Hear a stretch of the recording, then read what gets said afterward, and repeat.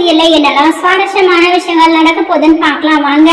நம்ம விஜயோட வீட்டுல நல்லபடியா பொங்கல் முடிஞ்சிருச்சு. ஸோ நம்ம மல்லி ராஜேஸ்வரி இவங்க 2 பேருக்கு இடையில பெரிய போட்டி வந்துச்சுங்க. அதாவது நீ வைக்கிறதா நான் வைக்கிறதா அப்படின்னு சொல்லிட்டு ஸோ யாரை வச்சிருந்தாலும் பொங்கல் வந்து நல்லபடியாக தான் வரப்போகுது. இதெல்லாம் தெரிஞ்சுக்காம ராஜேஸ்வரி பார்த்தீங்கன்னா வீட்டில் பெரிய பிரச்சனையே பண்ணிட்டு இருந்தாங்க.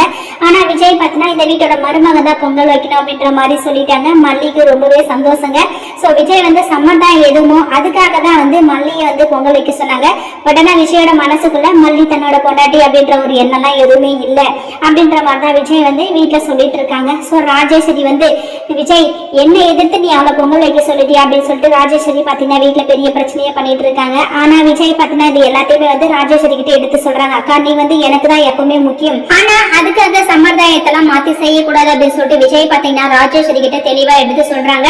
ராஜேஸ்வரிக்கு வேற வழியே இல்லைங்க, மல்லிதா பொங்கல் வைக்கணும் அப்படின்னு சொல்லிட்டு அவங்களும் ஒரு வழியா ஒத்துக்கிட்டாங்க. ஆனா வெளியில தான் ராஜேஸ்வரி அப்படி இருக்காங்களே தவிர மனசுக்குள்ள பாத்தீங்கன்னா எப்படியாவது மல்லியை பழி வாங்கி ஆகணும் அப்படின்ற எண்ணம் வந்து இன்னும் ரொம்ப அதிகமாவே ஓடிட்டு இருக்குது ராஜேஸ்வரியோட மனசுக்குள்ள. போதாத குறைக்கு ரஞ்சிதா வேற ராஜேஸ்வரி கிட்ட சொல்லிட்டே இருக்காங்க, என்ன ராஜ்மா இப்படி எல்லாம் நடந்துருச்சு, மாமா வந்து உங்களை எதிர்த்து எதுவுமே செய்ய மாட்டாருன்னு சொல்லிட்டு நினைச்சோம். ஆனா மாமா என்னன்னா உங்களை எதிர்த்து அந்த மல்லிதா பொங்கல் வைக்கணும் அப்படின்னு சொல்லிட்டாரு. ஆனா மாமா இப்படி எல்லாம் செய்வாங்கன்னு சொல்லிட்டு நான் கொஞ்சம் கூட எதிர்பார்க்கல ராஜ்மா. இந்த வீட்டுல உங்களுக்கு மரியாதை இவ்வளவுதானா அப்படின்னு சொல்லிட்டு இந்த ரஞ்சிதா பாத்தீங்கன்னா ராஜேஸ்வரியை பார்த்து கேக்குறாங்க. அது மட்டும் இல்லாம போத பொண்ணு பாட்டி அவ்வளவு பெரியவங்க, அவங்களே வந்து திட்டி வீட்டை விட்டு துரத்திட்டீங்க ராஜ்மா.